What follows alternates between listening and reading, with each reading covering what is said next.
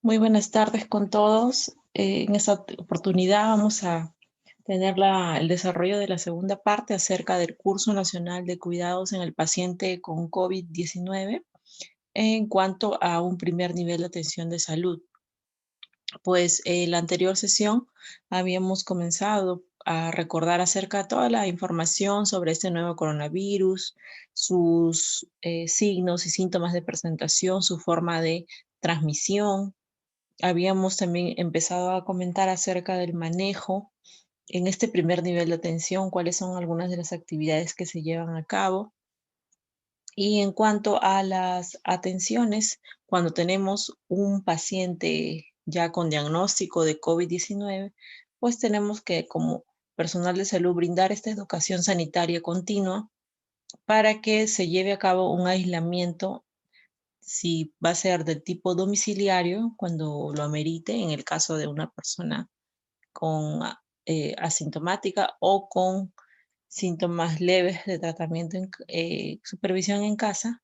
Entonces vamos a tener ciertas recomendaciones que nos establece pues a nivel nacional, ¿no? Tenemos que permanecer este paciente, ubicarlo en una habitación individual, no tiene que compartirla, tiene que estar adecuadamente ventilada. Por ejemplo, tener una habitación con ventanas, las cuales pudiéramos aperturar para que haya un flujo de aire libre, ¿no? Para que circule y no se quede concentrado en la habitación. Reducir al mínimo el uso de espacios compartidos. Esta persona tendría que solamente estar en la habitación, tratar de ir en la medida mínima, ¿no? De repente salir de ella, quizás para los servicios que como podrían ser el baño, otros ambientes de la casa, cocina, sala, o entre otros deberían pues estar un poco más restringidos, ya que podemos correr riesgo de contagiar a los contactos, ¿no? A las personas que viven con esta persona. Usar una mascarilla de tipo simple, ¿no? Las mascarillas quirúrgicas son consideradas las cuales deberían ser implementadas en estos pacientes y sus contactos. Usar la mascarilla en caso que tenga que también salir, ¿no? Por si hay alguna inicio de un signo o signo de alarma. Entonces, a la hora de salir, de desplazarse fuera de su habitación, y posteriormente salir de la casa, tendría también que seguir con estas medidas de bioseguridad, ¿no? Como es el uso de su mascarilla. Debe tener las otras recomendaciones en cuanto a actividades físicas, ¿no? Quizás nos pueden preguntar mucho esto. La recomendación es que en su etapa de aislamiento, pues esa persona descanse y evite actividades que demanden actividad física, ¿no? Sea el aislamiento en cualquier grupo etario, ¿no? Sería la recomendación que deberíamos de brindar esta. Beber líquidos, esta persona tiene que estar muy hidratada y puede utilizar el agua pura, puede ser la bebida de caldos o también incluso bebidas deportivas para evitar justamente la deshidratación. Tener medidas acá de higiene sanitaria básicas, ¿no? Por ejemplo, cubrirnos siempre también, así se utilice, pues no mascarilla, cubrir la boca de repente momento en el cual va a toser, estornudar, ¿no? Con la flexura del codo, que es la práctica más saludable. El lavado de manos es la recomendación, es como un protocolo que no debería de faltar en casa. Lavado de manos continuo con agua y jabón y una duración mínima de 20 segundos. En caso sea una forma en la cual también podríamos desinfectarnos las manos, se podría utilizar el alcohol gel y sobre todo después de utilizar también estos papeles a la hora de hacer uso cuando se tose, cuando se estornuda, de tal manera que también pudiéramos desinfectarnos las manos con este modo, hasta que se tenga a la mano, ¿no? Un lavadero en el cual nosotros ya podemos realizar nuestro lavado de manos correcto con agua y jabón. El aislamiento pues significa que esta persona no va a ir al trabajo, no va a ir a la escuela, a reuniones, mucho menos pues a eventos, ¿verdad? Si esta persona está enferma, va a tener que quedar prohibido asistir a reuniones porque va a haber riesgo de transmisión de la enfermedad. De ser posible, también debería de utilizar un baño aparte, ¿no? Esa sería la recomendación. En la medida de lo posible, el domicilio más óptimo para esta persona y su aislamiento sería pues que tenga su habitación y también se pueda disponer de un baño para uso exclusivo de esta persona hasta que termine su aislamiento. También debería ser desinfectado este ambiente, pues no, de la forma que hacemos la recomendación o con el uso del desinfectante más común como es la lejía, el 1%. Evitar también el contacto con animales. Muchos hogares peruanos tienen mascotas y estas pueden ser un medio de transporte también de las gotículas. Si es que esta persona de repente está en contacto con sus mascotas, pueden caer esas gotículas en el pelo, ¿verdad? De estas mascotitas y si entran en contacto con otras, también podría ser un medio quizás de transmisión, ¿no? Si es que no cumplen las medidas adecuadas, como es el lavado de manos, el tocarse cara, en la parte de mucosas oculares, orales o nariz, correría el riesgo de transmitirse la enfermedad a otros integrantes del hogar. Esta es la etiqueta respiratoria que estábamos mencionando, ¿verdad? Nosotros lo que recomendamos es cubrir siempre con la parte del antebrazo y brazo, ¿no? Entre el codo. Y así evitamos también una mayor dispersión de estas gotículas respiratorias. Otras recomendaciones en cuanto a las personas que hacen su aislamiento en casa.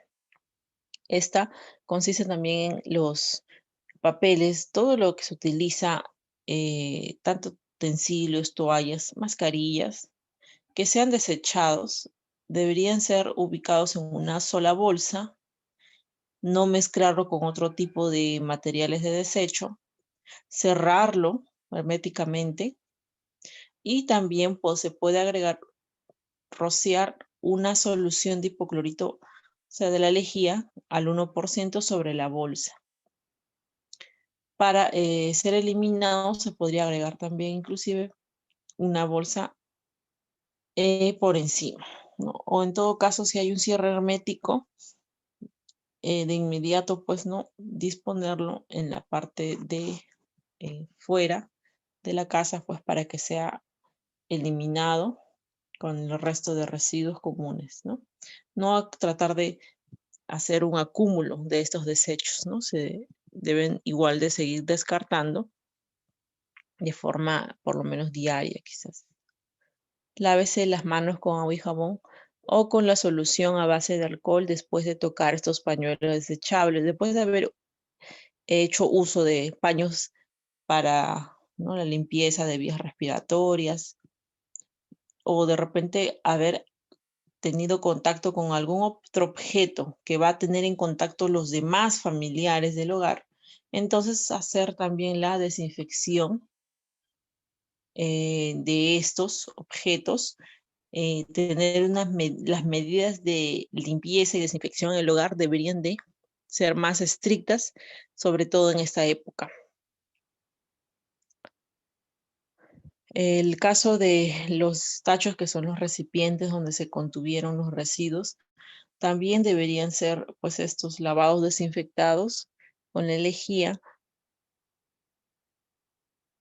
En cuanto a limpieza de lugares que pueden tener acúmulo de polvo, no se recomienda barrer, tampoco sacudir, porque así esparcimos estas partículas, sino mi recomendación es realizar una limpieza con un paño húmedo, acompañados luego de un detergente, ¿no? Podemos hacer humedecer estos paños, de repente dar un detergente casero y hacer la limpieza en vez de barrer o sacudir, ya sea en superficies como el piso, las paredes, las ventanas, manijas de las puertas, las mesas de noche, superficies en los baños, cuando tenemos niños sus juguetes, de igual forma.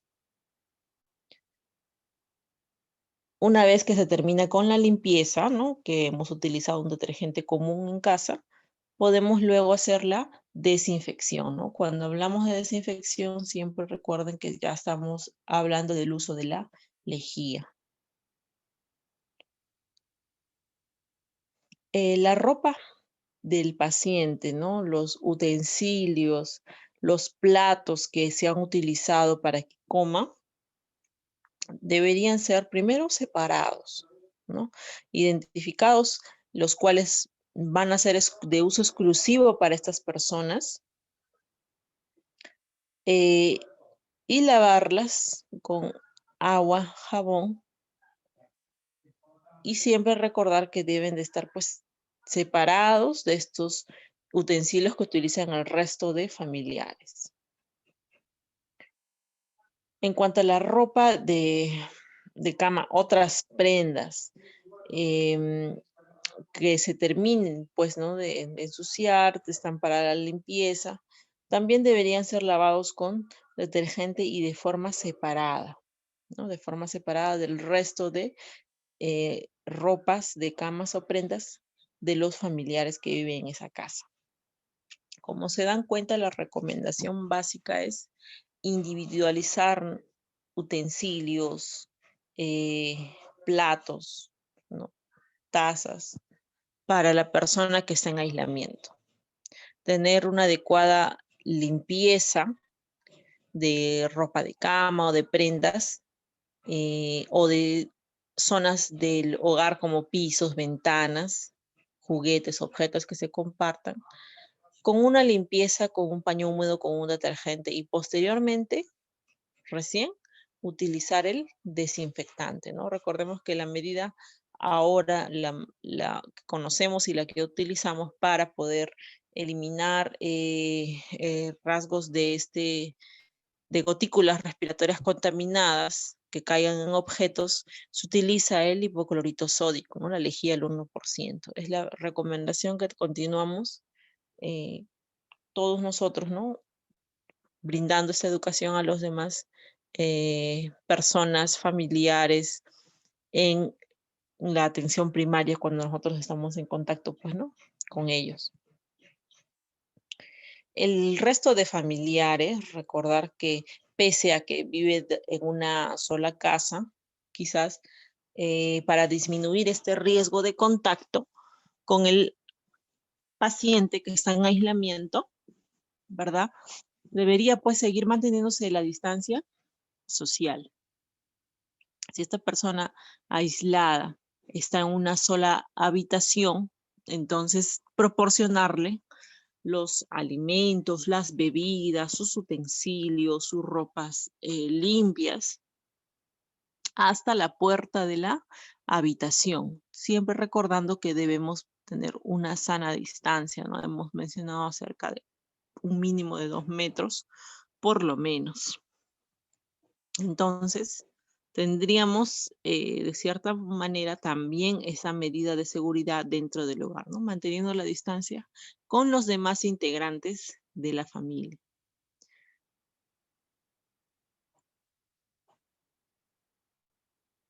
Cuando se tenga una persona en aislamiento, pues podemos designar a un cuidador.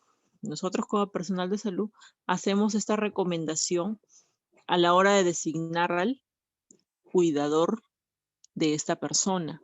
Esta persona designada como cuidador debería ser la que no tenga factores de riesgo, ¿no?, debido a que va a estar con quizás contacto con algunos objetos que está utilizando esta persona en aislamiento.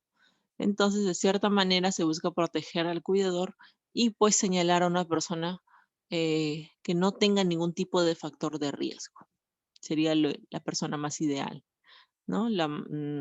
Quizás aquella persona que pueda también tener esas recomendaciones como la sana distancia, la adecuada forma de limpieza y desinfección, el uso de la mascarilla y lavado de manos, que también sea una persona pues no muy consciente de todas estas medidas, ¿no? Asegurarnos que sea una persona que haya comprendido y que va a poner en práctica estas medidas sanitarias, bueno, para no ponerla en riesgo.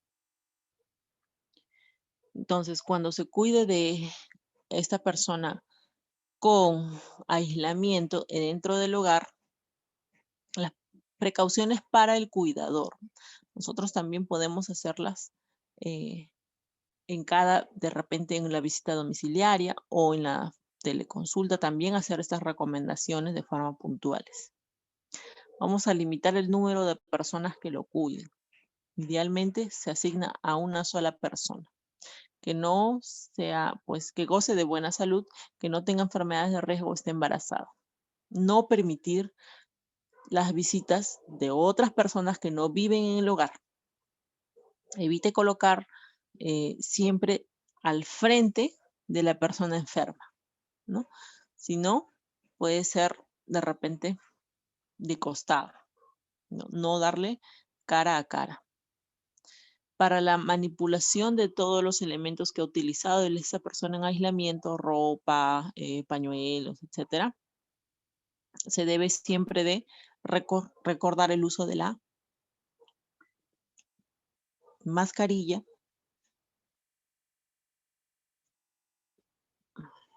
y podemos también agregar aquí el uso de los guantes en el caso de que esta persona pueda hacer un buen uso, ¿no? Si no, en vez del guante, seguir recomendando el lavado de manos frecuente.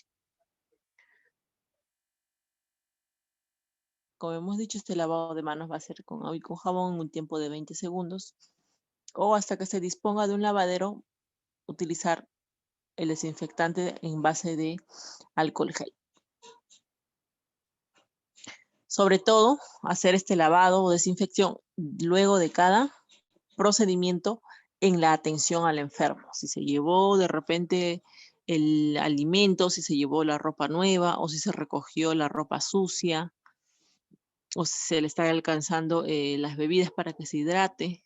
Entonces, cuando haya este contacto, ante cualquier procedimiento, recordar el lavado de manos o la desinfección con alcohol gel hasta que pueda realizarse su lavado de manos correcto. El uso de la mascarilla tiene que ser de forma correcta, ¿no? Cubriendo nariz y boca y no debe de tocarse la parte de adelante. En la mascarilla quirúrgica, muchas de ellas vienen con una presentación que hay dos caras, ¿verdad? La parte externa de coloración inclusive turquesa. Entonces, esta parte externa no se toca, no se manipula. Solamente se manipula los sujetadores que están a los costados y que van alrededor de la oreja. Solamente ellos, al momento de quitarse o de ponerse la mascarilla quirúrgica. Una vez dado su uso, si la sentimos pues no ya sucia, humedecida, ¿no? O de repente se han hecho actividades en por lo menos más de 4 horas y tenemos todas esas características de la mascarilla, entonces debería ser descartada de inmediato en la bolsa de basura para evitar manipulación de otras personas. Después del uso de la mascarilla, siempre el lavado de manos con agua y con jabón. No se deberían, pues, de reutilizar estas mascarillas, más si la vemos visiblemente, pues, ¿no? Ya contaminadas. Lo mismo con los guantes, ¿no? Muchas veces el uso de guantes, inclusive se pensó que podría introducirse como una política sanitaria, así como tenemos el uso de mascarilla o de también caretas para transporte público. Entonces, pues en vista de que no se le puede, no puede darse no todas las personas pueden tener un uso adecuado del guante y por el contrario se transformaría en un medio de contaminación ¿no? Si tenemos un EPP que no se sabe cómo se coloca, cómo se retira, cuál es su uso, entonces en vez de protegernos podría ser de gran riesgo ante una mala manipulación. Estas personas también que están designadas como cuidadores de la persona con COVID en aislamiento, podrían pues contagiarse, inclusive también podrían ser personas que pueden ser asintomáticas o que empiezan a entrar en contacto con otras, quizás por que no tienen síntomas todavía. Recuerden que habíamos dicho que pueden inclusive transmitirse unos 2 a 4 días antes de la aparición de síntomas y se puede extender hasta unos 14.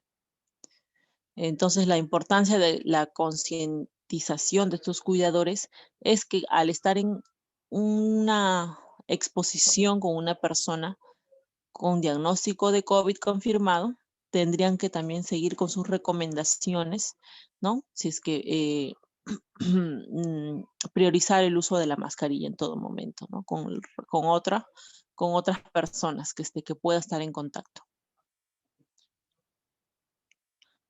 Siempre recordar la aparición de signos de alarma, ¿no? Podemos señalar que la aparición de fiebre por más de 2 días, de dificultad para respirar, de un dolor torácico o coloración azulada de los labios, que son signos de alarma, deberían de ser pues informados de algún modo mediante vía telefónica utilizando el 113 o acercándonos, en este caso de forma responsable, saliendo del hogar y asistiendo a una atención de emergencia, ¿no? Porque estos signos constituirían pues una señal de alarma y debería ser atendida pues no en una consulta médica, en un personal de salud capacitado.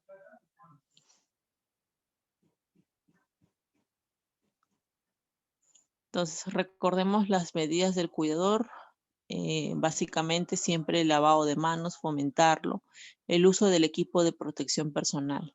Por eso vamos a conocer cuáles son esos elementos de protección personal, tanto para el cuidador, que puede ser un familiar, alguien que vamos a entrenar, a educar acerca de los cuidados, o también el mismo personal de salud, pues a la hora de hacer atención primaria en salud, hemos visto que no solamente son visitas, seguimientos a distancias, también son seguimientos en campo, ¿no? Haciendo visitas, haciendo actividades de promoción, prevención, tamizaje.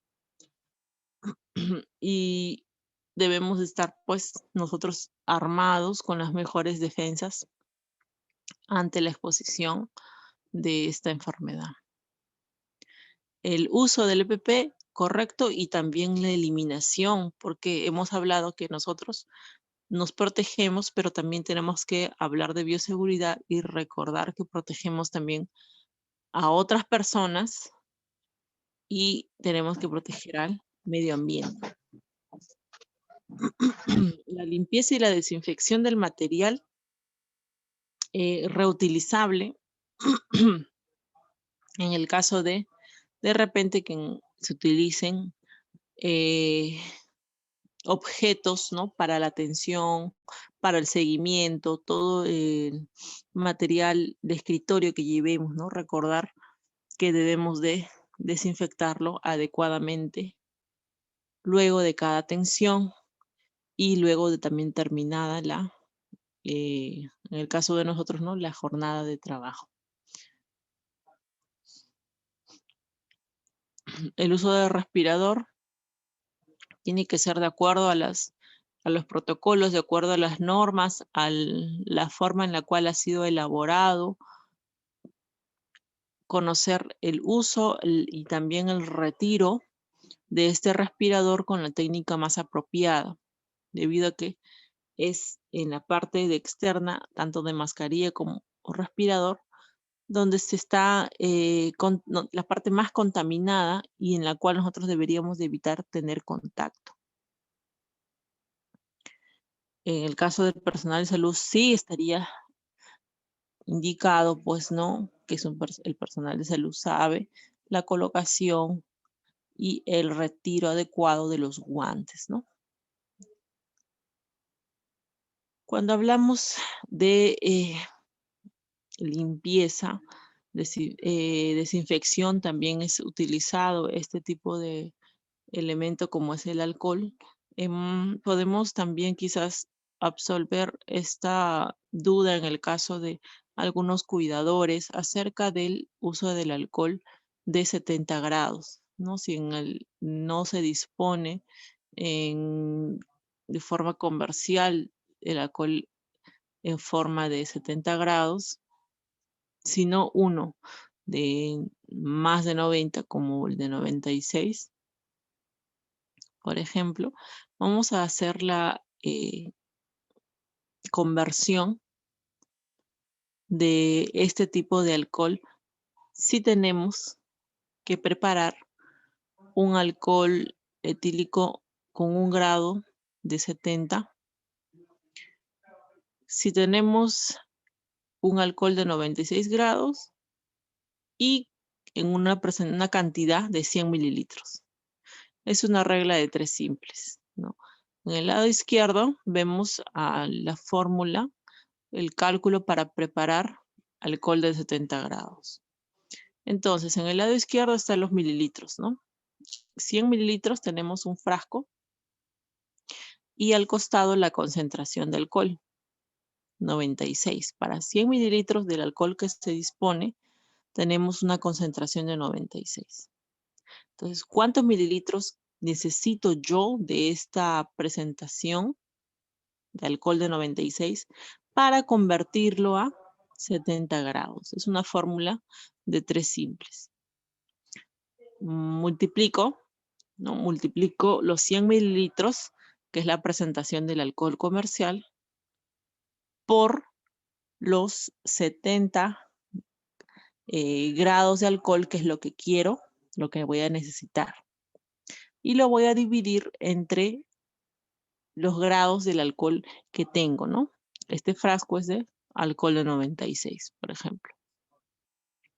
Entonces multiplico, divido, hago la operación y me sale que X, o sea, el alcohol, la cantidad en mililitros que voy a necesitar para preparar alcohol de 70 grados es 70 mililitros. Es simplemente una fórmula de regla de 3 simples. Seguimos. Entonces, ¿cómo se prepararía? ¿Cómo se interpreta? En un recipiente, en un frasco, acá en el ejemplo nos ponen de vidrio, ¿no? Podría ser un frasco, el más usado. Tener la cantidad exacta de 73 mililitros, ¿no? Que es lo que nos ha resultado de la operación, ¿no? O de repente de un frasco de vidrio que ya contiene este alcohol de 96, eliminar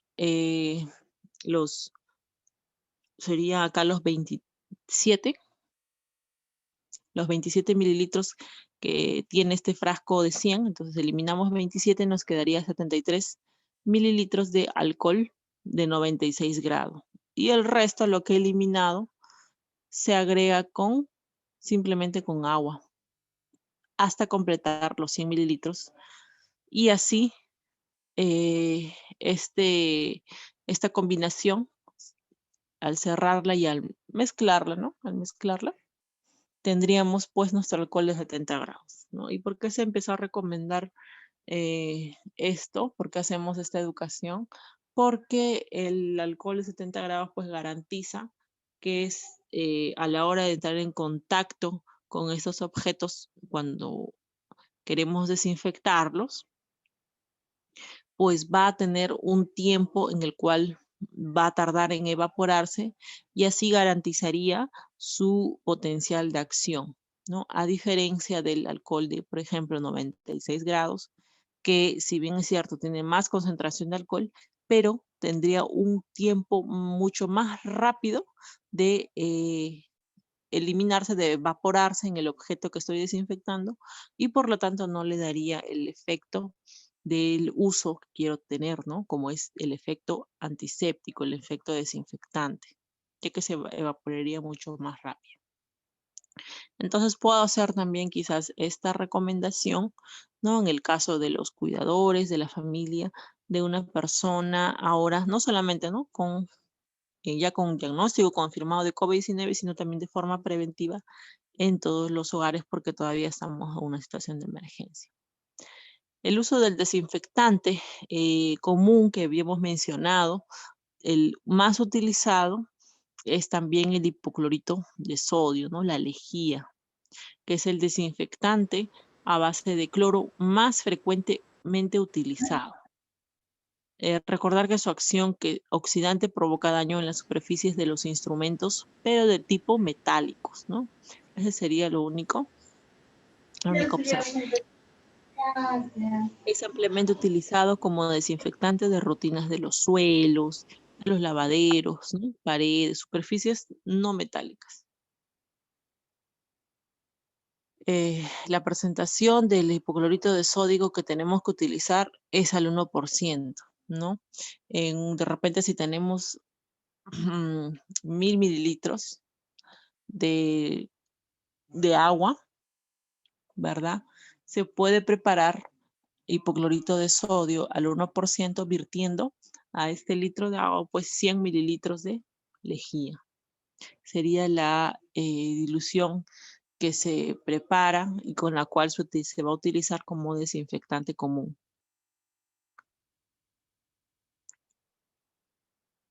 Siempre hacer la mezcla de cuando se utiliza hipoclorito de sodio con agua fría. No se deben de mezclar con otros detergentes, con otros ácidos ni amoníacos. No se debe mezclar tampoco con otros desinfectantes. Lo único con cual se va a mezclar el hipoclorito de sodio es con agua fría antes de desinfectar los ambientes, ¿no? Debido a su causticidad, el hipoclorito sódico recomendar, ¿verdad? Que este puede al entrar en contacto con la piel causar esta irritación hasta llegar incluso a algún tipo de quemadura, ¿no? Tener mucho cuidado, recomendar el uso de guantes de goma, estos guantes gruesos, y en caso haya ya un contacto, pues el lavado abundante con agua, en caso de haber tenido un contacto, ¿no? Con este hipoclorito sódico, para evitar pues justamente la irritación o inclusive la quemadura que podría producir. Entonces, estas serían las recomendaciones en cuanto a algún antiséptico o desinfectante que tengamos de uso en el hogar para evitar algunos accidentes, ¿verdad? Con el uso de estos elementos. En cuanto a la técnica adecuada de lavado de manos, tenemos aquí la recomendación, como todo personal de salud, recordar que es una técnica que puede ser del tipo social, que es la que utilizamos, el agua y jabón neutral o jabón común, y el tiempo de este lavado de manos que nosotros enseñamos es mínimamente los 20 segundos. A este tipo de lavado de manos se le conoce lavado de manos social, que es el que estamos en constante educación. Ahora, para un lavado de manos para el personal de salud, tenemos la recomendación de hacer un lavado de manos en mucho mayor tiempo y con una serie de pasos. Y vamos a señalarlos ahora. Es una técnica que remueve la suciedad y también reduce la cantidad de agentes patógenos de nuestras manos. Previene estas infecciones, disminuye el traspaso de microorganismos de un individuo a otro. Es una técnica muy simple, es muy eficaz, es económica. Si la comparamos con otras medidas que se han estado buscando, pues no establecer de manera preventiva para la lucha contra la COVID-19. tratar de buscar medicamentos que todavía no puedan quizás estar confirmados que podemos utilizarlos para esta COVID-19. Esta técnica, a comparación de todos esos medicamentos que se buscan, es la más simple, es la más eficaz, es la más económica y es la más importante.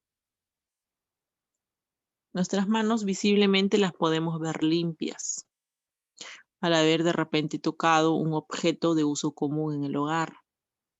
Sin embargo, lo que no se visualiza es todos estos microorganismos de medidas muy pequeñas y que sí transforman mi mano en un medio de transporte de microorganismos, ¿verdad? Y estos pueden llegar a otros objetos, exponer a más personas, o también puedo yo exponerme al tocar alguna parte del rostro sin antes haberme lavado las manos y eliminado estos microorganismos patógenos.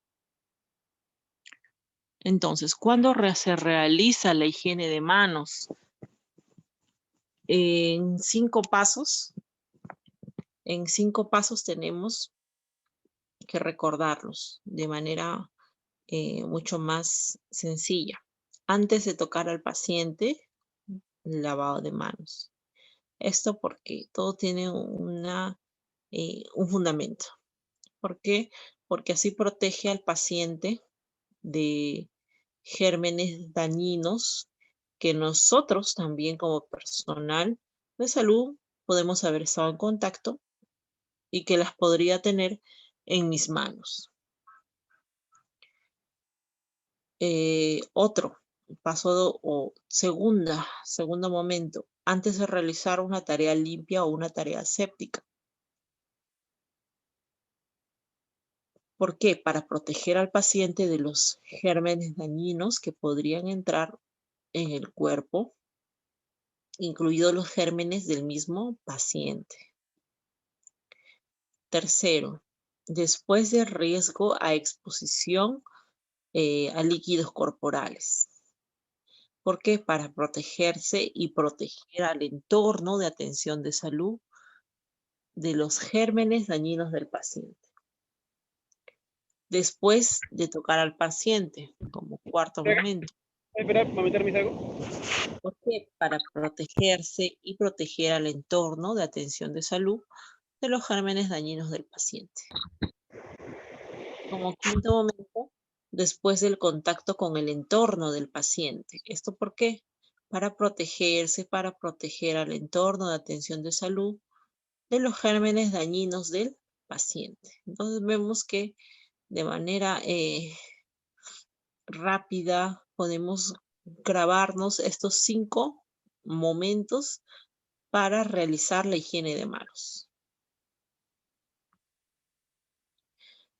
Muchos de nosotros vamos a visualizar por eso esta gráfica en nuestras áreas de trabajo. Todo establecimiento, ya sea atención 1.1, 1.2, 1.3, tenemos siempre estos 5 momentos para la higiene de las manos para no olvidarlos.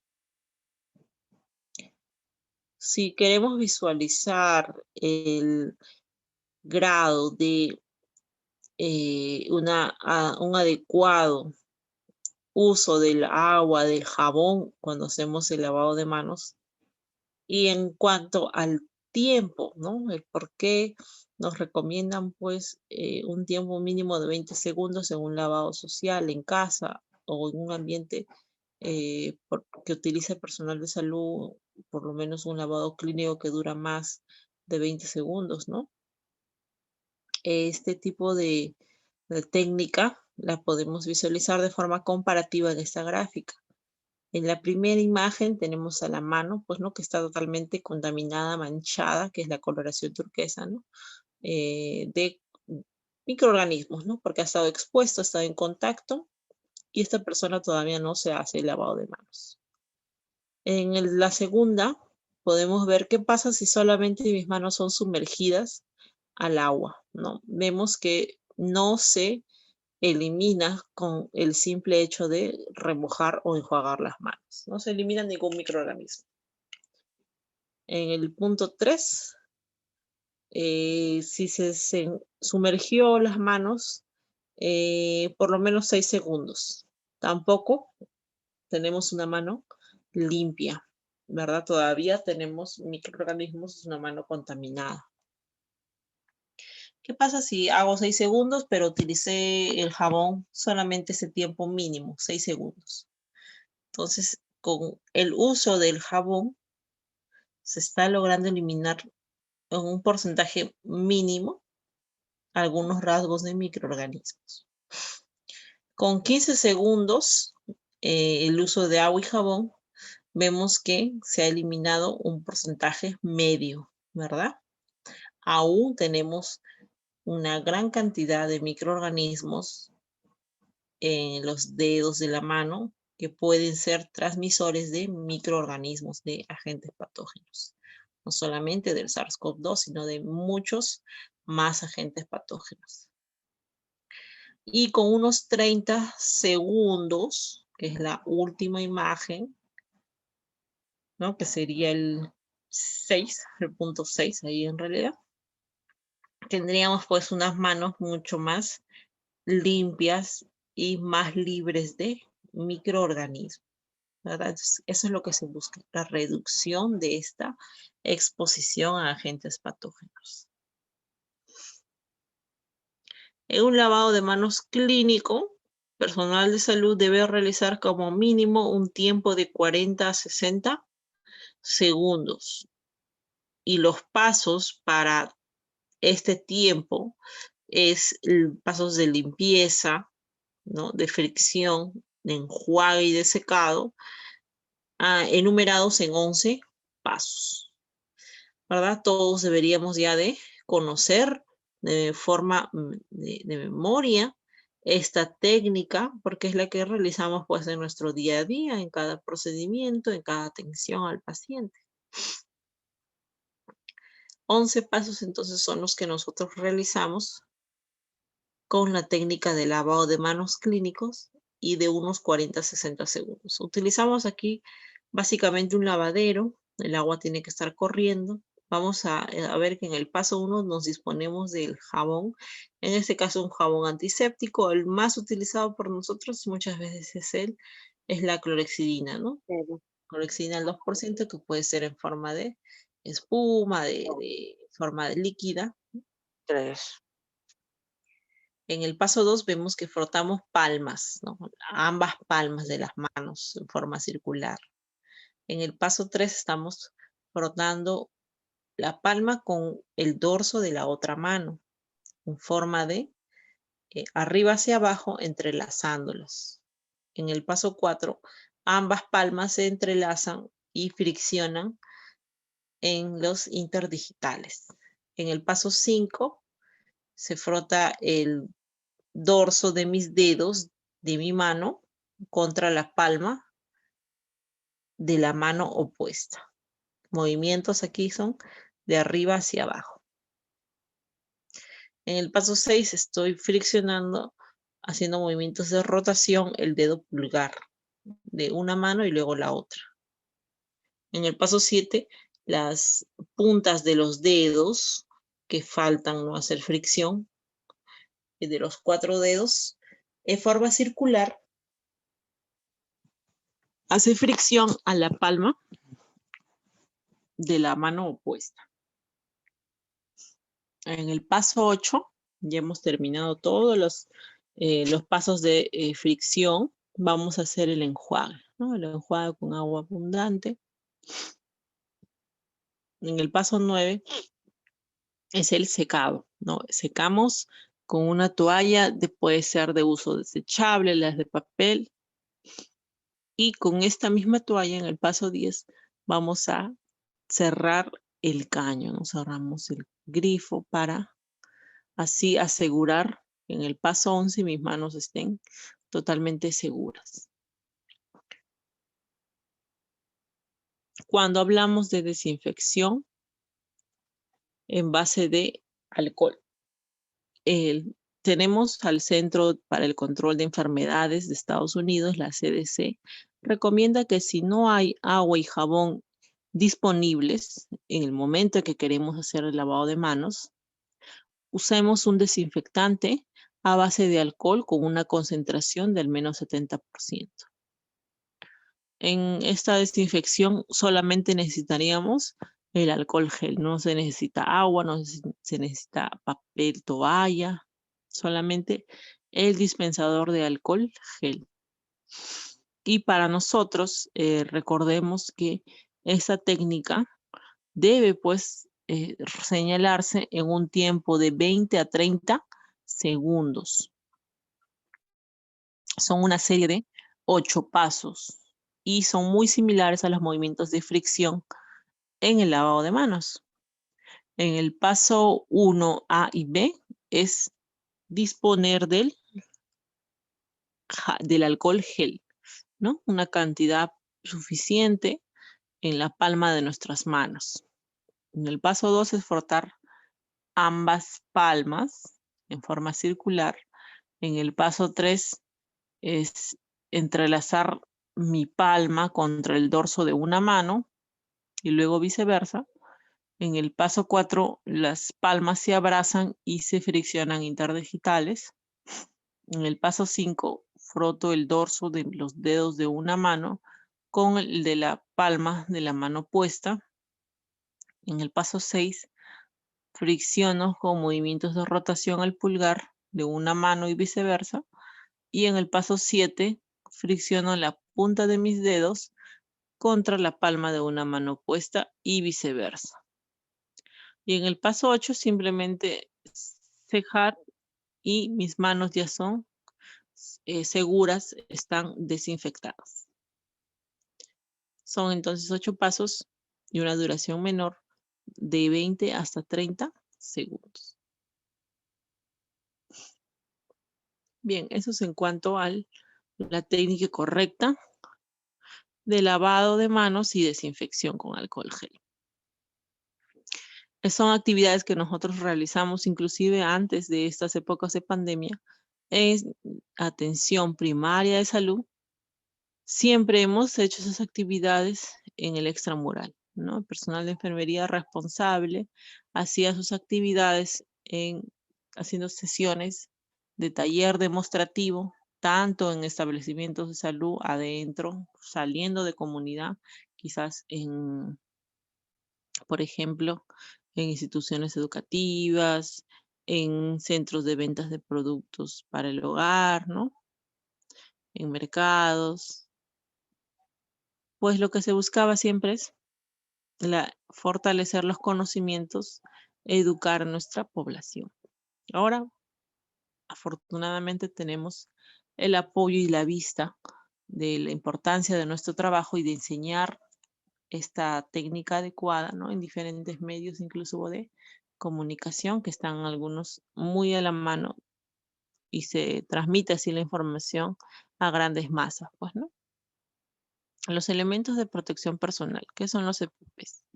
Es todo equipo o aparato o dispositivo, especialmente proyectado y fabricado para preservar la salud y el cuerpo humano en todo o en parte de riesgos específicos de accidentes del trabajo o enfermedades profesionales, ¿no? Y aquí estamos hablando por eso de estos materiales, estos elementos, porque nosotros estamos ante exposición ante enfermedades, como por ejemplo actualmente, ¿no? La COVID-19.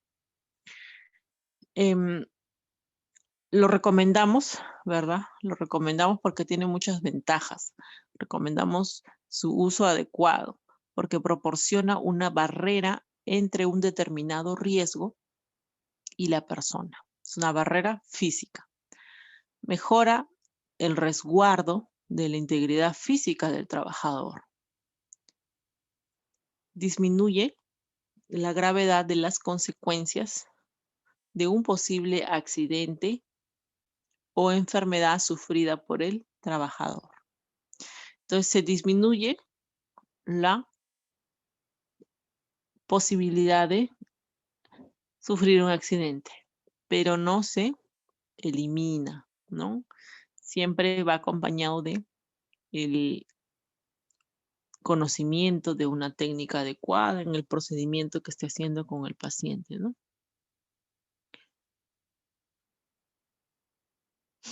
¿Cuáles son estos elementos de protección personal? Si queremos trabajar en un ambiente de atención primaria en salud, tenemos pues aquí que señalar al respirador, a los guantes, al mandil y al gorro, ¿no? Son los más utilizados para este tipo de actividad de primer nivel de atención. Podemos además quizás añadirle, ¿no? Las gafas, que son no solo los lentes de medida, ¿no? Esos no nos otorgan ningún tipo de seguridad, sino estas son gafas de bioseguridad preparadas, diseñadas para protección personal. Y también tenemos aquí a las botas o los cubrecalzados, ¿no? Que se realizan dentro del establecimiento, ¿no? Se utilizarían dentro del establecimiento, más no quizás en el ambiente extramural, ¿no? Se podrían utilizar también ingresando a las viviendas al hacer las visitas de seguimiento.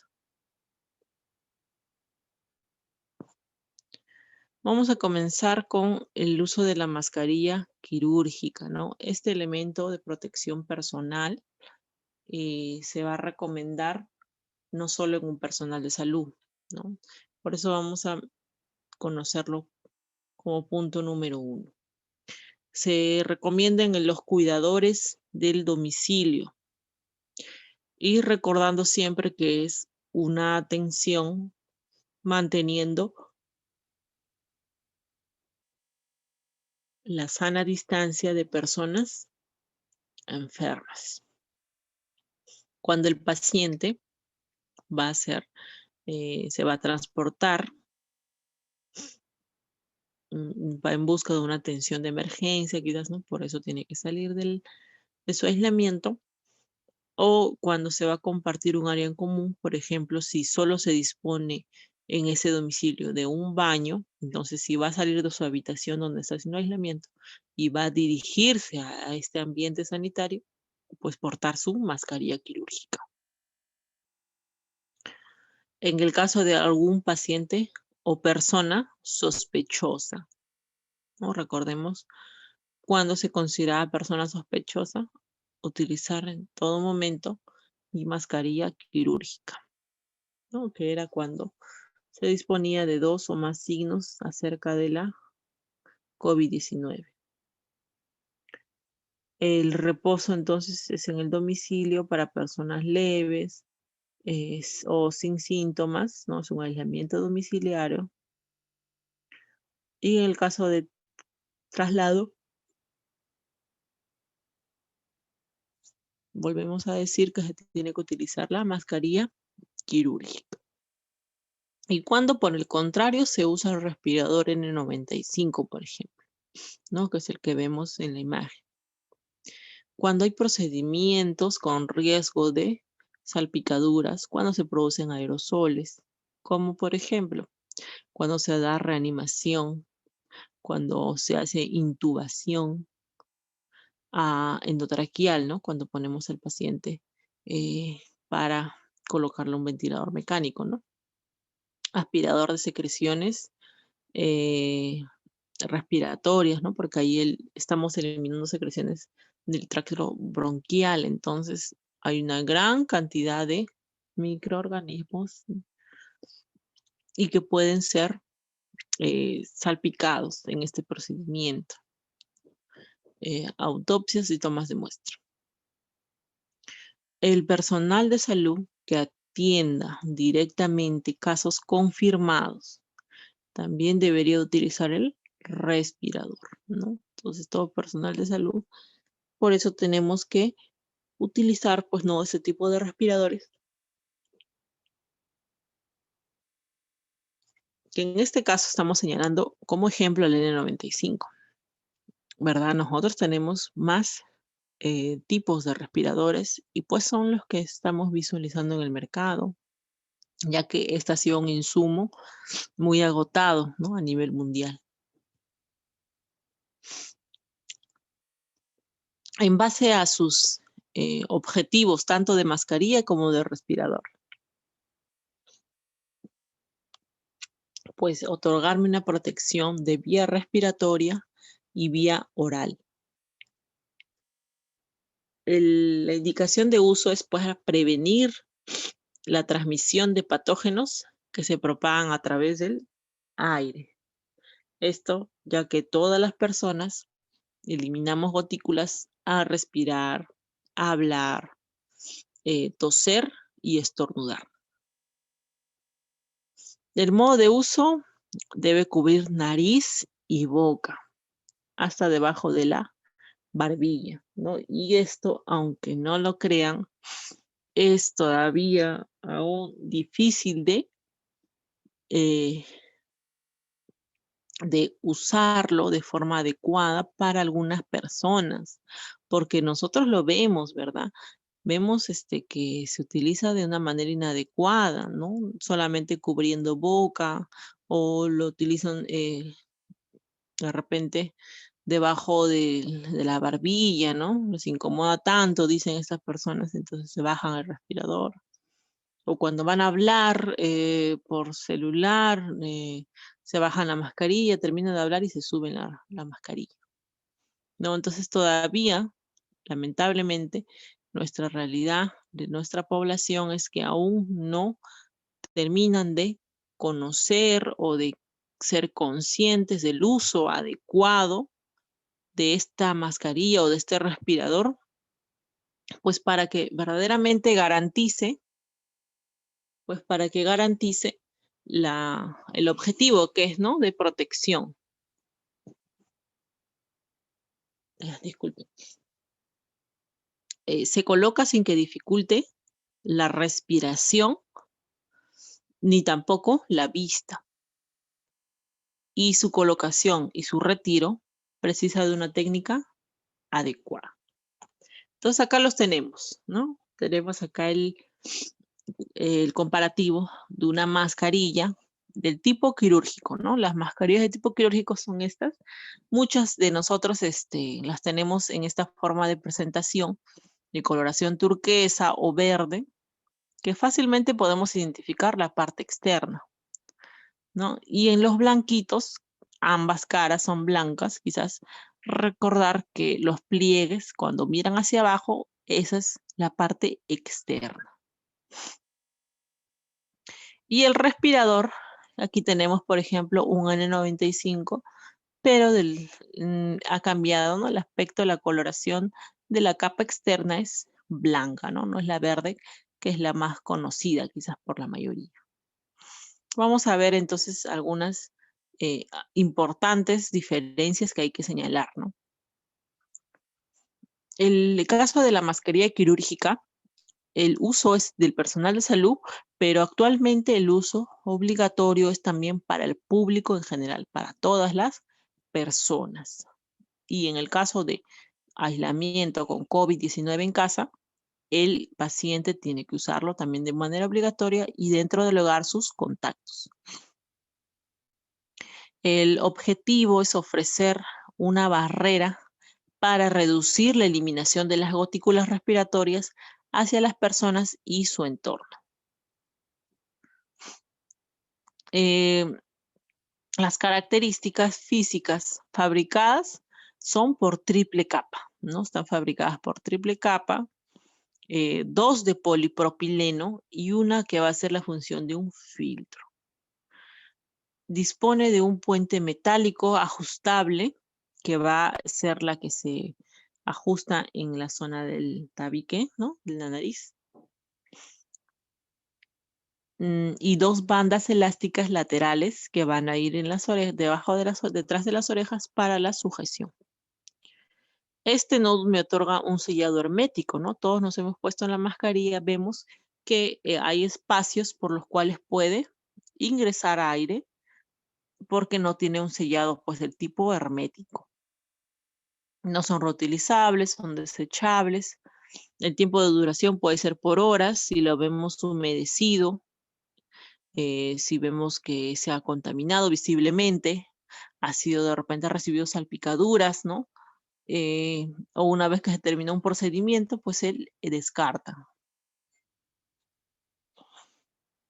En el caso de la imagen, la izquierda, pues no vamos a ver que existieron muchas informaciones que pudieron haber quizás entrado a confusión para nosotros, inclusive mismos, ¿no?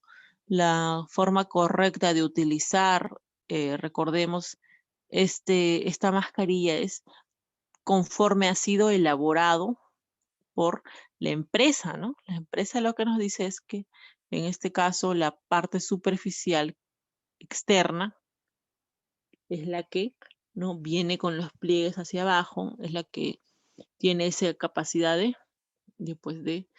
retener, ¿no? Las gotículas y que queden allí y no ingresen al respirar, pues no yo que lo estoy usando. No hay una diferencia entonces si una persona está con COVID o una persona está sin confirmación de COVID, cambiarle, ¿no? La parte interna, pasarla a la parte de afuera, ¿no? No habría ninguna justificación. La recomendación es utilizarlo conforme ha sido diseñado esta mascarilla. Acá la podemos ver, ¿no? Si nosotros queremos, pues, recordar que tiene 3 capas, tenemos la parte más externa, ¿no? Acá, por ejemplo, está de un color turquesa, visiblemente lo podemos diferenciar, que es la parte del nótex. La parte del medio, que hace la función de filtro, ¿no? Y la parte interna, no es la blanquita, como está señalado ahí, que es la parte de la microfibra, que es la que está en contacto con mi piel. Son 3 capas y deberían de estar así elaboradas las mascarillas, pues, ¿no? Las que son pues, las verdaderas, ¿no?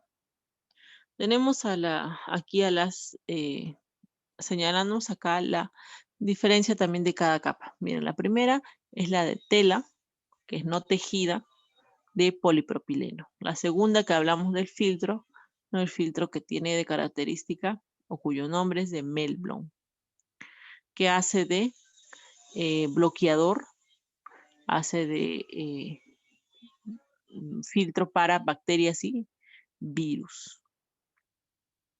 Y la interior, que es la tejida no polipropileno, que es la de que está en contacto con la piel, por ende es hipoalergénico y absorbe la humedad, tiene un tacto más agradable a nuestra piel.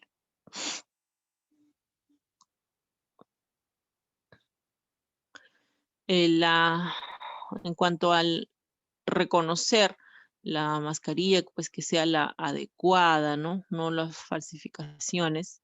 Entonces tenemos que las certificaciones de estas son dadas por la FDA. Ya que logo lo podemos ver en la imagen izquierda, ¿no? Eso es su logo. Y también tiene una certificación por la CE. Estas simbologías, ¿no? Tendríamos que tenerlas presentes e identificarlas cuando queremos comprar, queremos disponer de estas mascarillas, ¿no? En la parte de afuera, ¿no? Tendrían que tener estas certificaciones. Deberían de tener estas certificaciones.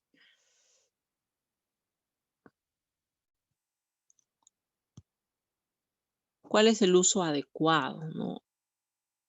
El uso adecuado, pues acá lo estamos conociendo en 12 pasos. En cuanto a la mascarilla quirúrgica, primero, recordemos nuestro lavado de manos con agua y jabón. El segundo, verificar que la mascarilla no esté dañada. Asegurarnos que el lado correcto quede hacia afuera. Coloquemos la mascarilla en la cara, localizando la tira metálica de la mascarilla, y esa es la que va a ir sobre nuestra nariz. Sujetamos las gomas, las tiras de la mascarilla detrás de las orejas. cubrimos completamente la nariz y boca con la mascarilla, ¿no? La tenemos que ubicar hasta un poco debajo de la barbilla. Y en cuanto al pliegue de la nariz, pues acoplarlo, ¿no? A la forma anatómica de nuestro rostro. Y asegurarnos que no queden huecos entre la máscara y la cara. En el paso 7, presionamos la tira metálica que ajusta la nariz. El paso 8 me indica si la mascarilla se humedece. Si la encontramos ya visiblemente sucia, no reutilizarla, ¿verdad? Porque ya se pierde, ¿no? Al tener este cambio de característica física, se pierden sus eh, beneficios del filtro, ¿no? Entonces, descartarla, no reutilizarla. Nunca tocar la mascarilla de la parte de afuera, ¿no? Esa es la parte más contaminada. En caso ha habido un contacto accidental, el lavado de manos es la primera recomendación. Para hacer el descarte, en el paso 10 se sujeta solamente las tiras que estaban por detrás de la oreja. Y en el paso 11 se desecha la mascarilla inmediatamente en el tacho cerrado, en mi bolsa de residuos sucios. Y termina, así como empezamos con un lavado de manos, termina con un lavado de manos correcto, con agua y jabón. Aunque para nosotros sea algo muy sencillo de utilizar a la hora de hacer visitas de seguimiento, actividades de promoción de la salud, siempre recordar el uso adecuado de esta mascarilla, pues todavía constituye una gran dificultad, ¿no? Para la población peruana, ¿no? Y es así que también quizás hay altos índices de contagio todavía, ¿no? No hemos aprendido, ya siendo casi un año desde que llegó esta enfermedad. El respirador. El respirador lo tenemos de diferentes presentaciones. Hemos visto que son estas N95. Ahora también hemos visto estas elastoméricas, ¿no? Que se reutilizan, que vienen con 2 filtros. Son de uso del personal de salud, ¿verdad? Ya hemos visto cuáles han sido las indicaciones. Protege al que lo usa una barrera para reducir la exposición a gotículas respiratorias y sobre todo a los aerosoles.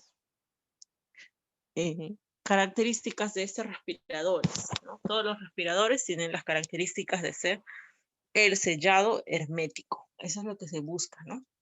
Porque con un sellado hermético, así eliminaría la posibilidad de la generación de estos aerosoles generados que ingresen, ¿no? A la hora de respirar.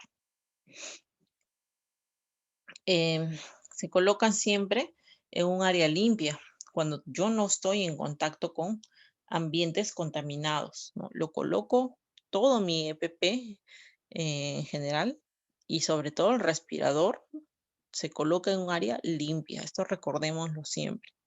No de repente confiarnos y colocarnos, ¿no? En un ambiente donde ya estamos con riesgo de exposición.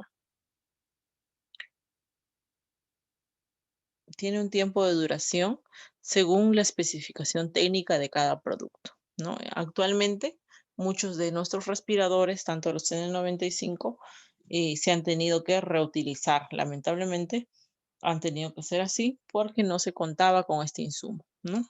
Entonces, una técnica de reutilización adecuada garantizaba también la protección con estos respiradores. Y en el caso de los que poseían filtro, pues estos elastoméricos se desinfectan y lo que se cambia solamente son los filtros que aproximadamente te podían durar unos 30 días, ¿no? O si es que tenías dificultad para respirar con estos filtros, se cambiaban de forma automática. El respirador, vamos a ver primero al desechable, ¿ya? Los que no tienen estos filtros laterales. Vamos a ver que esos desechables, si bien es cierto, hemos utilizado también a los del tipo de válvula, como lo señala en nuestra imagen.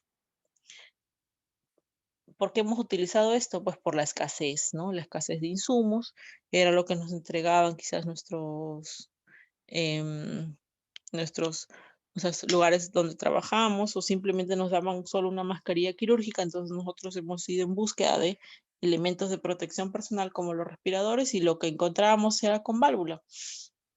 En vista que no se contaba quizás con los sin válvula, como lo vemos allí, la recomendación ¿cuál es? ¿No? Utilizar una mascarilla quirúrgica por encima de este respirador con válvula. ¿Por qué? ¿Qué significa la válvula? Que yo voy a eliminar el aire, ¿no? Porque a la hora de expirar elimino mis gotículas que van a salir por esta válvula. ¿Y quién está en exposición? Las personas que están en contacto conmigo. Entonces, si bien es cierto, me protejo yo, pero no protejo al resto. Entonces, como estamos en una emergencia sanitaria y somos personales también conscientes y buscamos, ¿no?, la bioseguridad que involucra no solo a nosotros, sino al ambiente, pues nos protegemos colocándonos una mascarilla quirúrgica por encima de esta. Y allí se podría hacer un uso adecuado entonces de este respirador con válvula.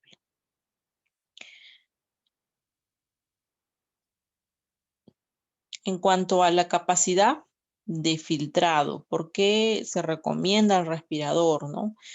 Acá tenemos un cuadro en el cual tenemos a un lado el estándar de filtrado. El estándar de filtrado, para ustedes pues lo ven allí como una serie de letras y números, ¿va?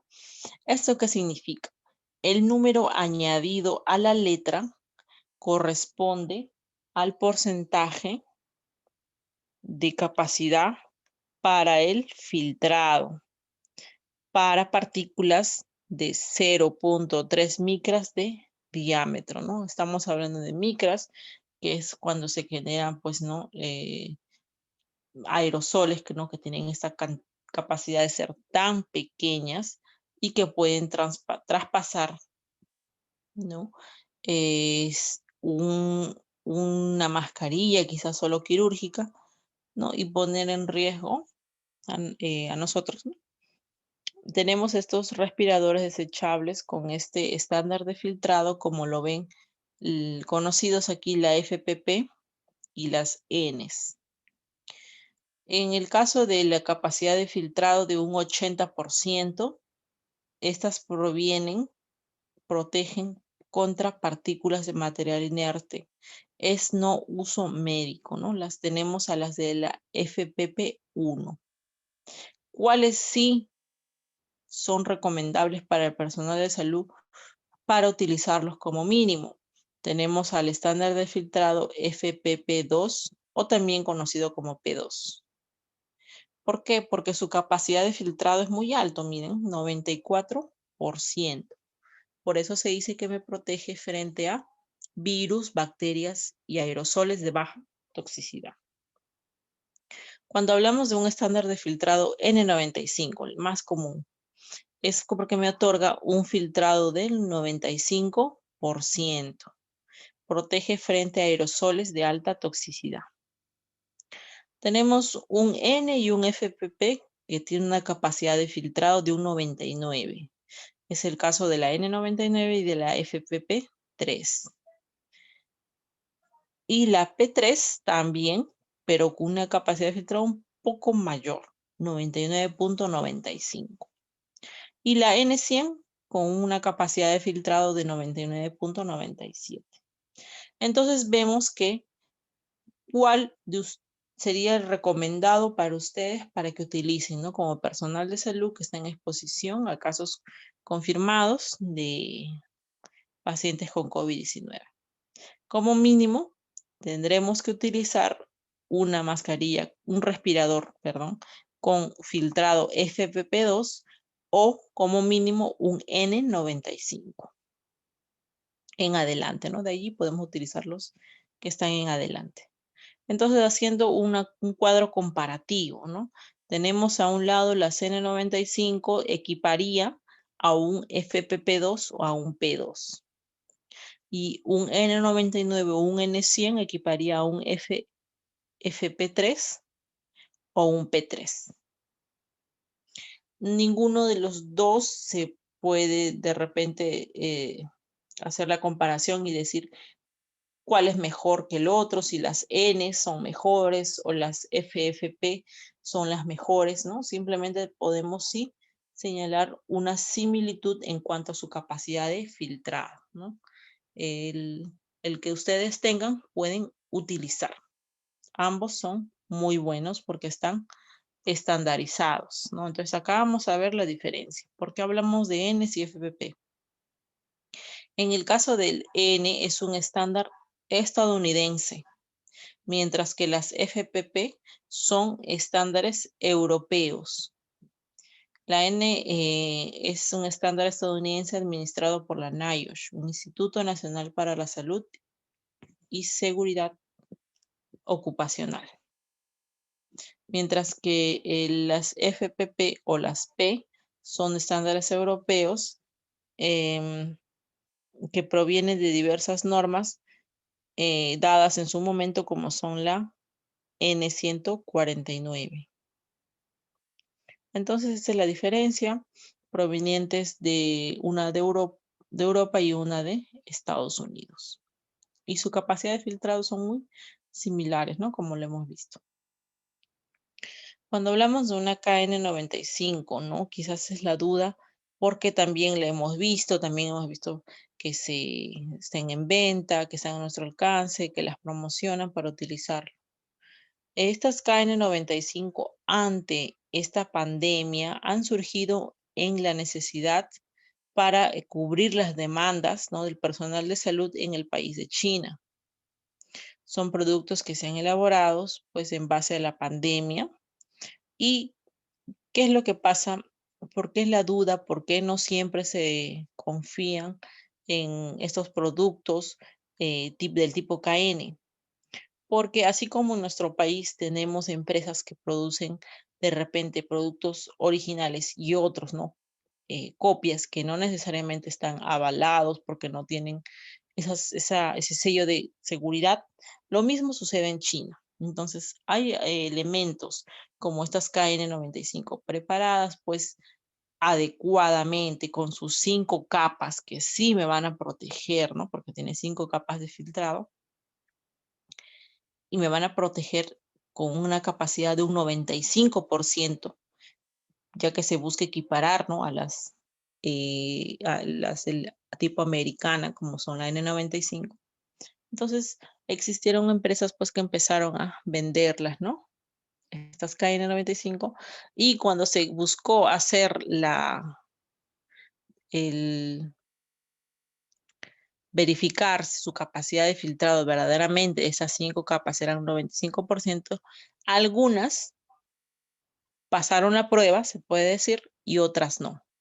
Entonces, si hay ya un porcentaje mínimo que me hace dudar de estas KNs que no, quizás no aprobaron, no pasaron este test de filtrado de un 95%, allí es que viene la duda, ¿no? De quizás nosotros, pues quizás hemos sido los que estamos consumiendo las KNs de aquellos que no han sido elaborados adecuadamente y no han pasado este protocolo de filtrado de N95, ¿no? Nos puede tocar aquellas que no. Entonces, ante este riesgo, quizás muchos de nosotros como personal de salud no lo hemos optado, ¿no? para un uso de un ambiente con casos confirmados, mucho menos cuando se generan aerosoles, ¿no? Porque con nuestra salud, pues nosotros no queremos tener dudas, ¿no? No queremos tener cosas más seguras. Esa era la única salvedad que quizás les podría hacer llegar. En base a mi N95, ¿cómo reconocer? Pues justamente que sean pues las verdaderas.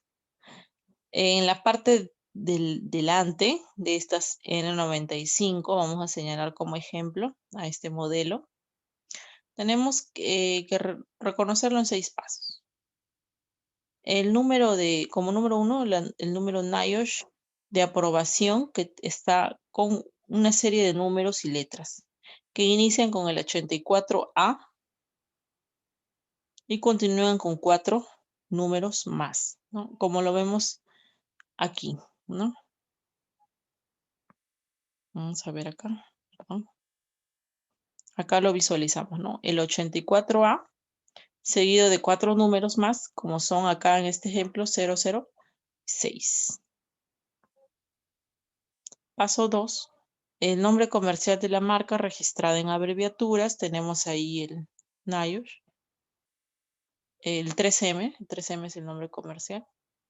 El punto 3, al NIOSH en letras mayúsculas o el logotipo, ¿no? Acá en este caso están las letras.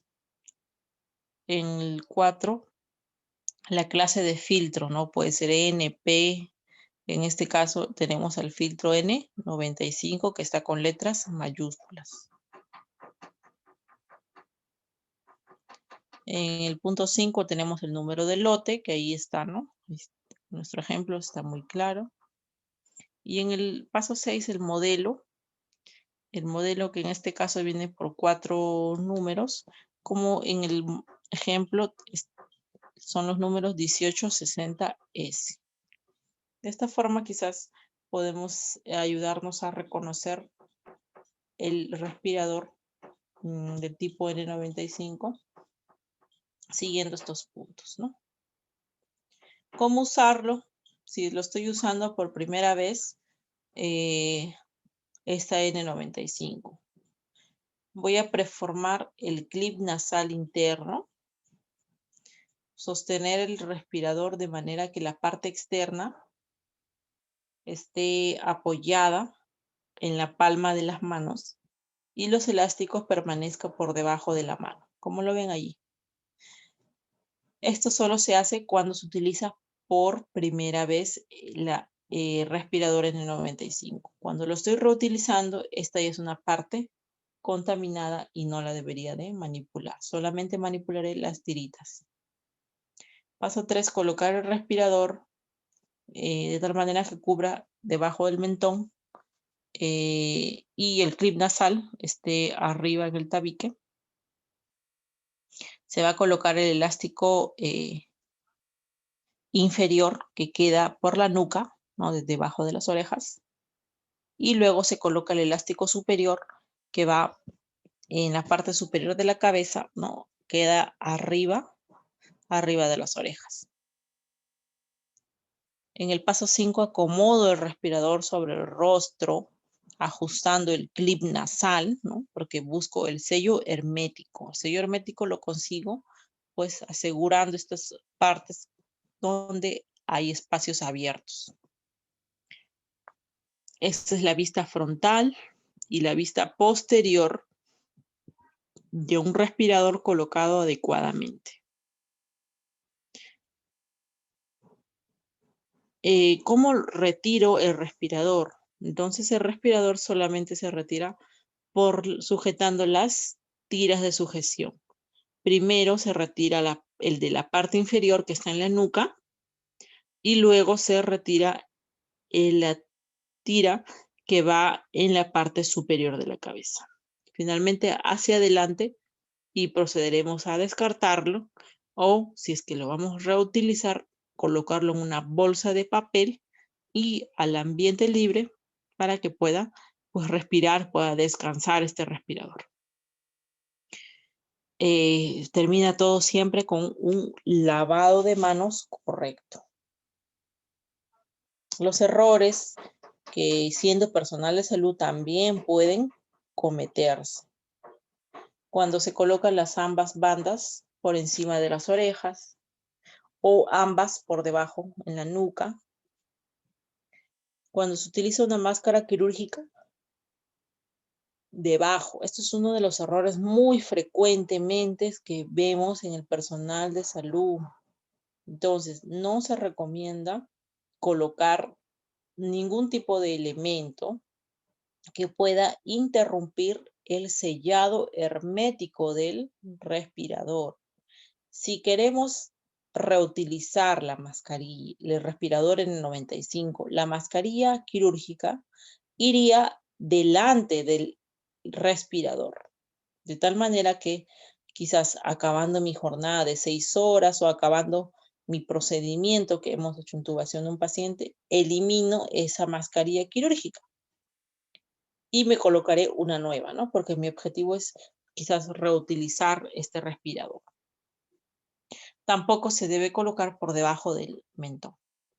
En el caso del varón hay algunas también recomendaciones cuando pues posee barba, ¿no? Que puede dificultar el sellado hermético. En este caso tenemos a las dos primeras imágenes que no sería lo recomendable porque el vello dificultaría el sellado hermético. Sin embargo, las dos últimas sí podrían ser porque no interrumpe, no choca con el sellado hermético del respirador. Los que son con válvula, ¿no? Que estos dos filtros laterales. Se recomienda siempre hacer un mantenimiento, un recambio de estos filtros que puede ser mensual, o si nosotros ya no podemos respirar con estos filtros, entonces me está señalando de que tengo que cambiarlos. Y la máscara, que es el material plástico que estamos viendo, que puede ser de media cara o cara completa, son los que se desinfectan luego de cada jornada. Estas son algunas de las válvulas. Esas son algunas de las válvulas que se utilizan en el ambiente sanitario. Bueno, los que yo he tenido la oportunidad de utilizar sería el 3M2091, que tiene formas circulares del fucsia.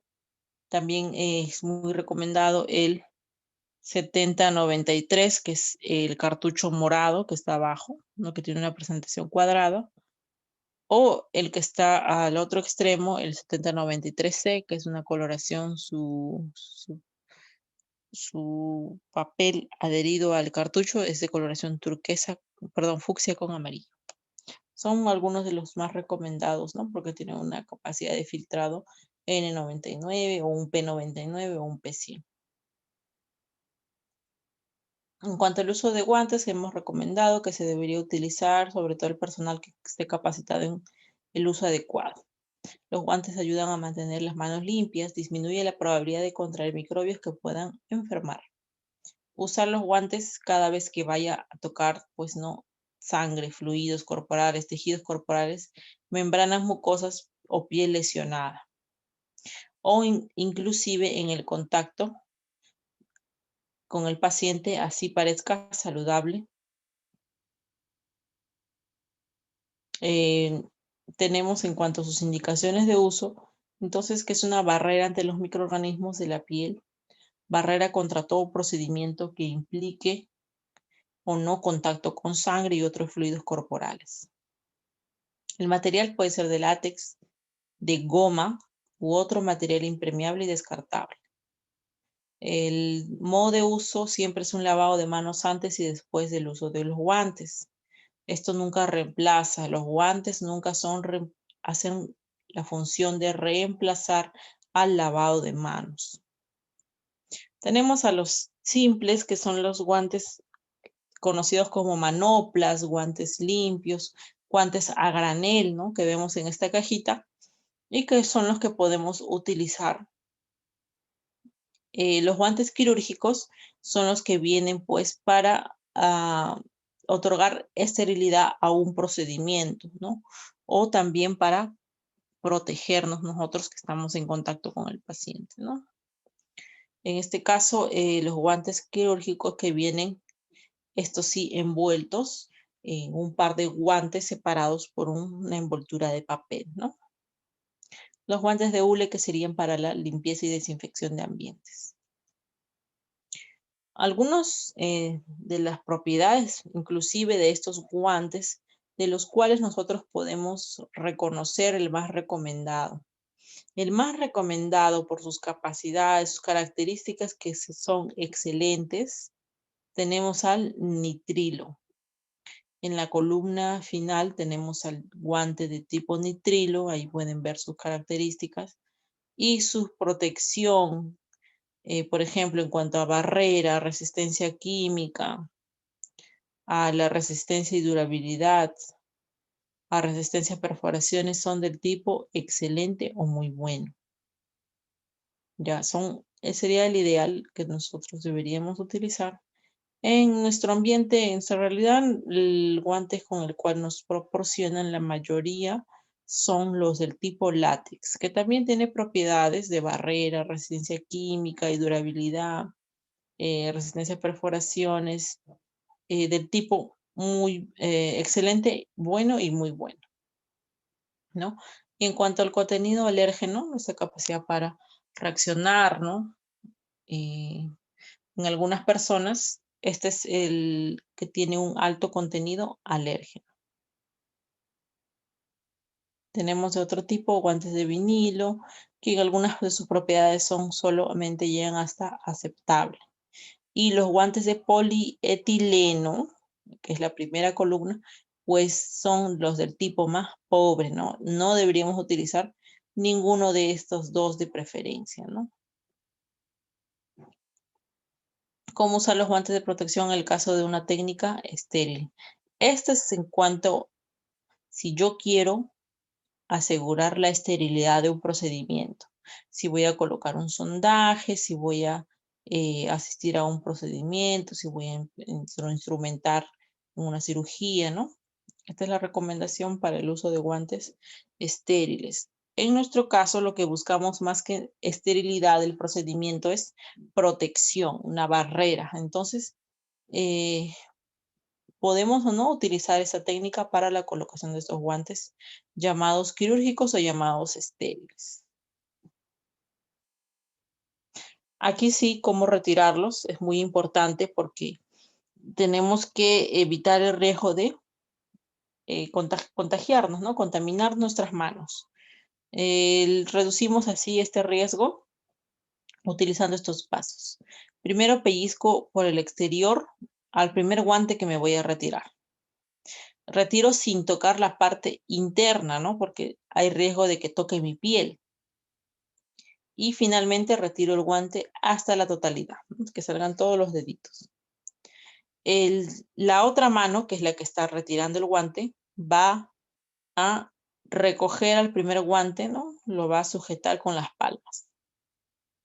Retiro el segundo guante, ¿no? Con mi mano que ya está libre, introduciendo los dedos desde el interior.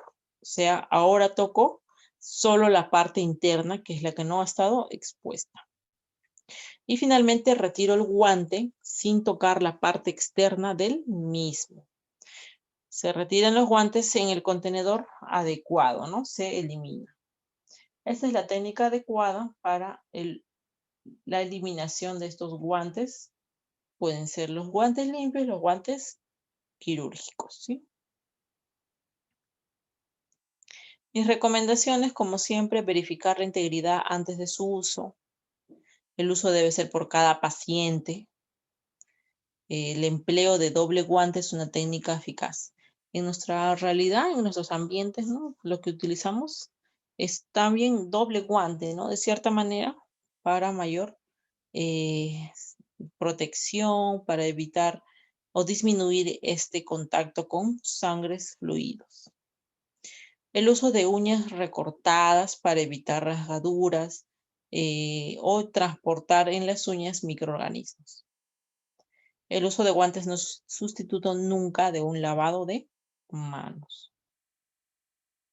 En el caso del gorro, me protege el cabello.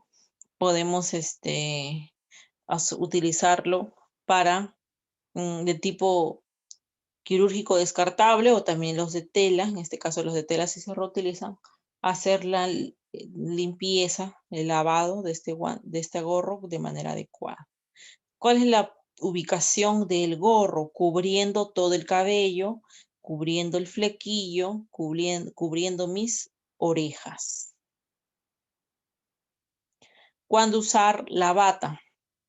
En procedimientos de riesgo de salpicaduras de fluidos o productos de aerosoles, ¿no? En este caso, el equipo de atención primaria también lo está utilizando porque muchas veces podemos estar en contacto directo con sangre, con secreciones, con excreciones mucosas de la piel y piel no intacta.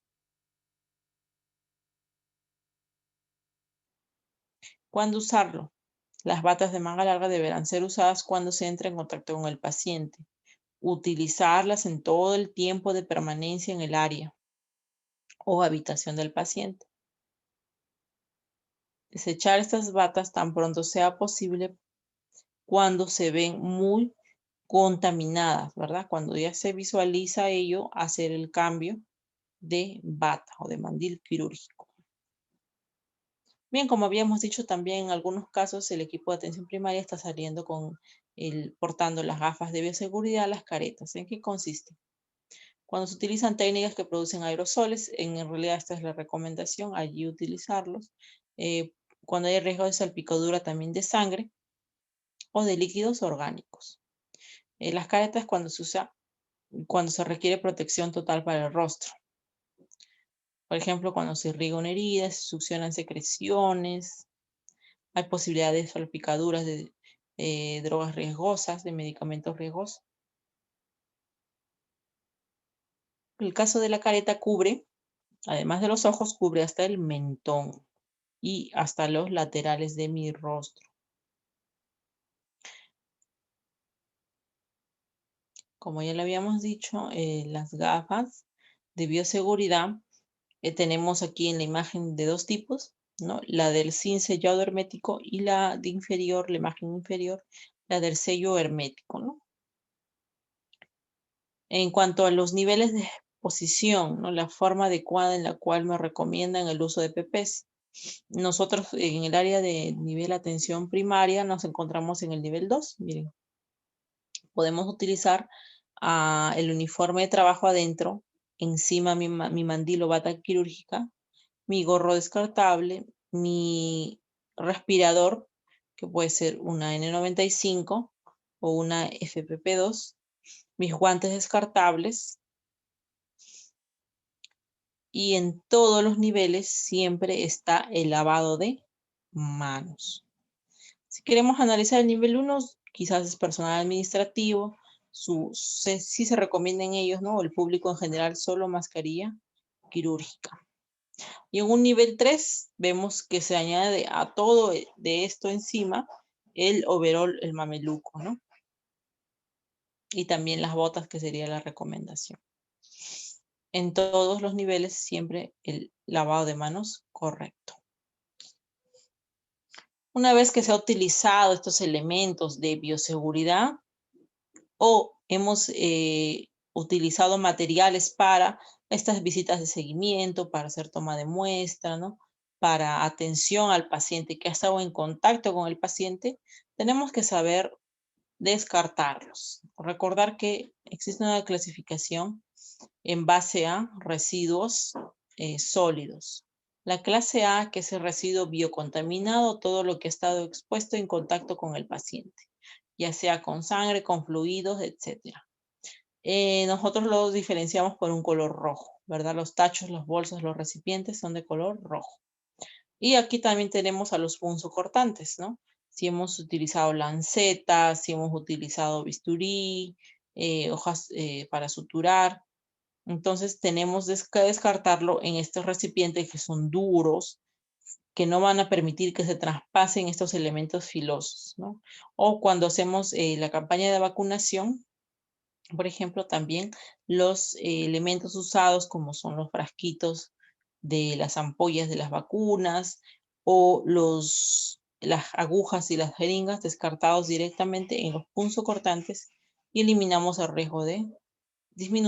el riesgo de pinchazos.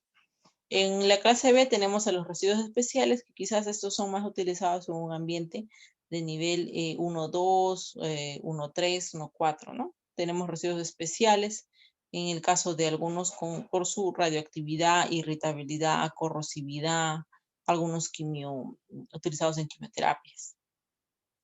Y los residuos comunes son aquellos utilizados como de escritorio, pueden ser los papeles, ¿no? Cartones, todo aquello que no ha estado en contacto con la atención del paciente simplemente se considera un residuo común. Bien, entonces recordemos un poco acerca del el manejo del paciente. Hasta aquí hemos hablado de las medidas preventivas. En el caso de aislamiento con paciente, también podemos tener caso leve con algunas sintomatologías, ¿no? En este caso, el personal que lo indica es el personal médico, eh, algunos medicamentos para contrarrestar estos síntomas. Bien, además del control de signos vitales, se puede encontrar pacientes con fiebre o pacientes con dolor. En este caso, lo que nos recomiendan siempre va a ser el uso del paracetamol bioral, ¿no? El médico va a hacer, pues, seguramente la receta correspondiente al antipirético y también para el caso de como analgésico. Paracetamol bioral. En algunos casos también recomendará quizás o no el uso de algunos aires, ¿no? Si no hay respuesta a este paracetamol.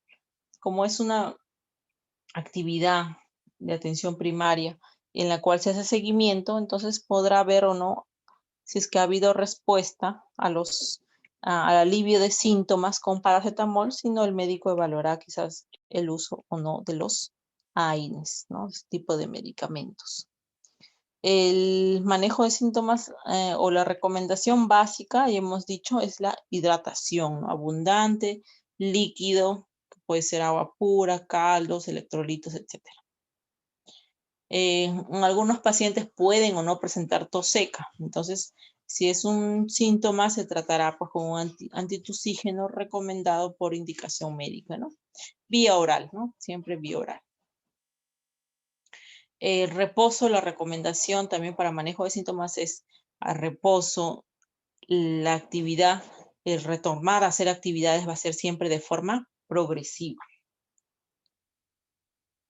Finalmente, si es una persona que está con enfermedades de antecedentes, quizás un paciente hipertenso, paciente diabético, pues lo que además se hace en estas visitas domiciliarias es hacer, ¿no? Un seguimiento al cómo se encuentra en ese momento que ha sido diagnosticado con COVID-19, cómo se encuentran sus enfermedades de riesgo, ¿no? Sus factores, sus antecedentes, hacer el seguimiento también de cómo van y su tratamiento, el cual tenga instaurado este paciente hipertenso, si tiene sus antihipertensivos, continuar de forma correcta en la toma de sus medicinas. Si es un diabético, del mismo modo, ¿no? Tomará de repente sus medicamentos vía oral o de forma inyectable, pero siempre monitorizando, por ejemplo, aquí su glicemia, ¿no? Su valor de la glucosa. Son pacientes que cuando ya tienen estas comorbilidades, muchos de ellos ya saben su manejo, ¿verdad? Óptimo, su horario donde toman sus medicamentos, hasta saben muchos de ellos y podemos reforzar el conocimiento de la toma adecuada, por ejemplo, de la presión arterial o de la toma de la glucosa, ¿no? El manejo, si la pregunta es, ¿hay un manejo específico actualmente para COVID-19 en lo que va del transcurso de la pandemia? Pues no existe un medicamento específico, todavía no hay, ¿no? Lo que se ha avanzado es en la creación de las vacunas, lo que se conoce es la medida de prevención, todas estas medidas preventivas en las cuales nosotros seguimos haciendo campañas de concientización a un nivel de atención primario. Tampoco existen medicamentos que prevengan, ya eso no hay todavía ninguno comprobado. ¿Cuándo se valora la necesidad de acudir a emergencia? Hemos dicho, en el caso de paciente con disnea, dificultad para respirar, además de esto una saturación cuando se hace el control de oximetría que empiece con valores menores a 94%, si hay un trastorno de la conciencia, si hay signos de hipoperfusión, que quiere decir paciente con presiones arteriales bajas, paciente con anuria, que quiere decir paciente que no está orinando, paciente con cianosis, ¿no? Que es la coloración azulada en los labios, o el dolor anginoso, ¿no? El dolor de pecho, dolor torácico. En estos casos es importante siempre en cada visita, en cada seguimiento, recordar que estos signos de alarmas, en caso se presenten, necesita atención de emergencia, ¿no? Acudir y no esperar, no alargar el tiempo para acudir a un centro de atención médica y oportuna. Una vez que se identifican estos signos de alarmas, pues el manejo ya va a ser hospitalario, ¿no? Acá ya estamos hablando de el uso del oxígeno, ¿no? De la oxigenoterapia. Además, acompañado de exámenes auxiliares. Esos exámenes auxiliares pueden ser exámenes de laboratorio, ¿no? Habíamos mencionado varios de ellos, exámenes de sangre. Tenemos también que utilizar ya en este ambiente exámenes de imágenes, ¿no? Quizás una tomografía de tórax, una placa de tórax. Es un manejo ya médico hospitalario.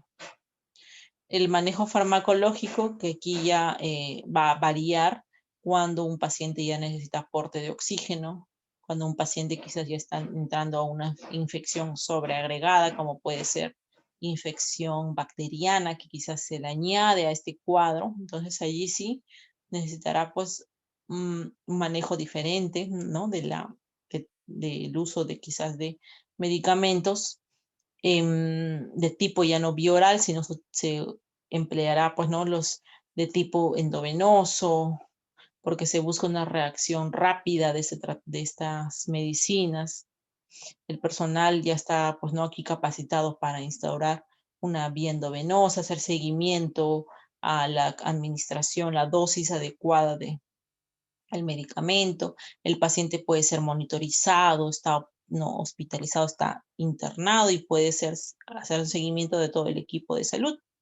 O en el caso que sea un paciente que ya necesita no solamente una asistencia de tipo hospitalaria eh, en medicina, sino también un área mucho más crítica, ¿no? Como puede ser una UCI. O sea, aquí el paciente va a necesitar tratamiento de su agitación para que pueda estar en intubación endotraqueal, pues no se le colocan diversos medios invasivos. El paciente entra en un estado de coma inducido. El paciente va a estar dormido, con sedación, con analgésicos, con relajantes musculares, ¿no? Es un manejo hospitalario que ya varía y que ya es propio de un nivel, de repente 1.3, 1.4, ¿no? Que puede ser también más específico. Bien, en cuanto al nivel de atención primaria, se puede decir que básicamente lo que se atiende es la promoción de la salud, la prevención también de la enfermedad y en este caso pues actividades de tipo extramurales, ¿no? Salir en búsqueda de la comunidad y hacer actividades de seguimiento, de promoción, de tamizaje, que es lo que realizamos ahora en esta coyuntura, ¿no? En esta emergencia sanitaria. No sé si hay alguna duda, voy a pasar en unos momentos a revisar el chat. Pueden ir escribiendo las dudas que tuvieran o la participación que quisieran hacer. Los invito a que lo escriban en el chat que tenemos para todos. Hasta aquí entonces nos vamos a quedar porque el tema de atención primaria involucra esto, todo lo que hemos tocado en estas dos sesiones. Bien, acá, bueno, ya no estamos hablando de un tema netamente hospitalario, ¿verdad? Podemos sí concientizar en cuanto al uso de la oxigenoterapia, recomendar que esta es una atención que necesita ser supervisada, ¿no? Ser supervisada en un ambiente hospitalario, más que ser tratado en un ambiente domiciliario, sería lo recomendable, ¿no? Que las personas ante la necesidad o reconociendo signos de alarma vayan a una atención médica, ¿no? Fomentar eso también nosotros podríamos hacer.